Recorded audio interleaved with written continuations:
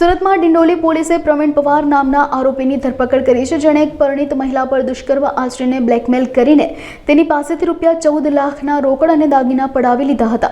પોલીસના જણાવ્યા અનુસાર આરોપી પ્રવીણે 2.5 વર્ષ પહેલા મહિલા સાથે મિત્રતા કરી હતી। ત્યારબાદ હોળીના તહેવારમાં તેને ભાંગવાળું ઠંડુ પીણું પીવડાવી બેભાન કરી હતી। બેભાન અવસ્થામાં તેણે મહિલા સાથે દુષ્કર્મ આચર્યું અને તેનું રેકોર્ડિંગ પણ કરી લીધું હતું। આ વિડીયો વાયરલ કરવાની ધમકી આપીને પ્રવીણે 2 વર્ષ સુધી મહિલાનું શારીરિક શોષણ કર્યું। આ સમયગાળા દરમિયાન તેણે મહિલાને જુદી જુદી હોટલોમાં લઈ જઈ શારીરિક સંબંધ બાંધ્યા હતા। વિડીયો ડિલીટ કરવાના બહાને તેણે મહિલા પાસેથી ₹3.70 લાખ રોકડા અને ₹10.30 લાખના દાગીના પડાવી લીધા।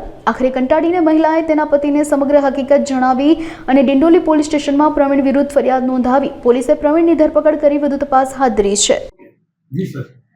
અત્રેના ઝોન 6ના આઈ ડિવિઝનમાં આવેલ ડિંડોલી પોલીસ સ્ટેશન ખાતે ગતરોજ તારીખ 17/9/2025ના રોજ આઈપીસીની કલમ 376(1), 376(2)N તથા 506(1) મુજબ બળાત્કારનો ગુનો દાખલ કરવામાં આવેલ છે।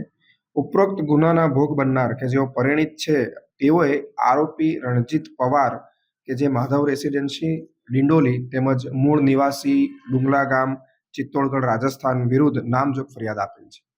ઉપરોક્તના બનાવની વિગત એવી છે કે આ આરોપીએ ગત વર્ષ 2023માં હોળીના દિવસે મહિલાના પતિની સાથેની મિત્રતાના લાભ ઉઠાવી મહિલાના ઘરે જઈ તેણીને ઠંડાઈમાં નશીલું પીણું પીવડાવી બેભાન કરીને તેની સાથે બળજબરી શરીર સંબંધ બાંધેલો હતો તથા તેનો વિડીયો બનાવી લીધેલો હતો।